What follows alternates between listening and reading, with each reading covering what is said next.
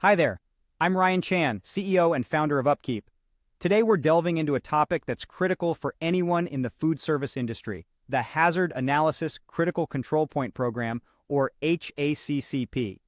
We'll explore its history, key components, and practical examples, guiding you on how to set up an effective HACCP program in your organization.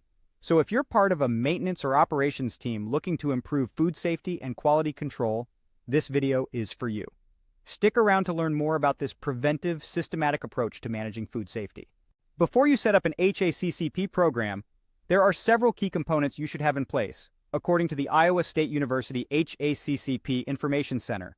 These include setting up standard operating procedures for sanitation, establishing a quality management initiative, having employee education and training in place, creating a personal hygiene program, and training your team on safe food handling and storage practices.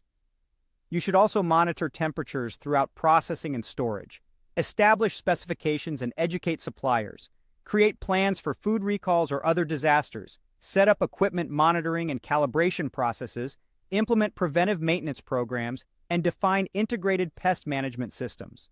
In 1992, the National Advisory Committee on Microbiological Criteria for Foods established the major principles for an HACCP program. These include running an initial hazard analysis program, defining critical control points, or CCPs, within the process, setting critical limits, creating monitoring processes and procedures, defining corrective actions, setting up appropriate verification processes, and establishing documentation and record-keeping processes. It's crucial to identify the CCPs where potential contamination may occur, as many governing bodies require food manufacturing companies to have an HACCP program in place. So, what are some examples of these CCPs? Well, they often include temperature management, sanitation issues, and equipment maintenance. For instance, when it comes to temperature management, a common food safety risk occurs when deep containers of hot foods are placed into refrigerators. To mitigate this risk, hot foods can be placed in shallow pans to cool faster, and blast chillers can be used. It's also important to use sophisticated, properly calibrated thermometers and sensor technologies to monitor equipment like refrigerators and freezers around the clock. Sanitation is another critical area.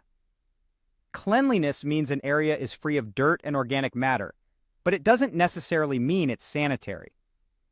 Sanitation requires the application of heat or chemicals to reduce disease-spreading microorganisms. The facility layout should make equipment easy to clean, and the cleaning process should consider factors like the types of dirt present, water hardness, and the temperature of the cleaning water. Equipment maintenance is also a key consideration in an HACCP-based program. Poorly designed facilities, machines, and equipment can affect the effectiveness of cleaning and sanitization. You should ensure that your equipment carries the NSF International Mark or certifications from Underwriters Laboratories. Once you've selected the proper equipment, it's essential to establish a consistent preventive maintenance program. Creating standard operating procedures, or SOPs, is a best practice according to the USDA.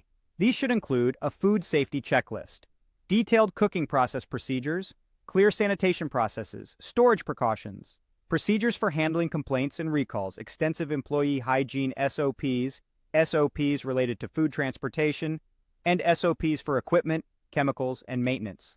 Finally, be aware that government agencies at all levels, as well as industry and trade associations, take food safety very seriously. They often conduct external audits and promote internal auditing practices. Having a computerized maintenance management system, or CMMS, in place can help you generate data quickly to meet audit information requirements. Ideally, the data from a CMMS assists your company in completing regular internal audits, so that your standards are higher than those of the government agencies. And that brings us to the end of our discussion on the HACCP program. We've covered its history, key components, practical examples, and how to set up an effective program in your organization. Thank you for watching. If you found this video helpful, please hit the subscribe button to stay updated with our latest content. For more information, visit our website at upkeep.com. We provide tools and resources to help maintenance and reliability teams be more successful. See you in our next video.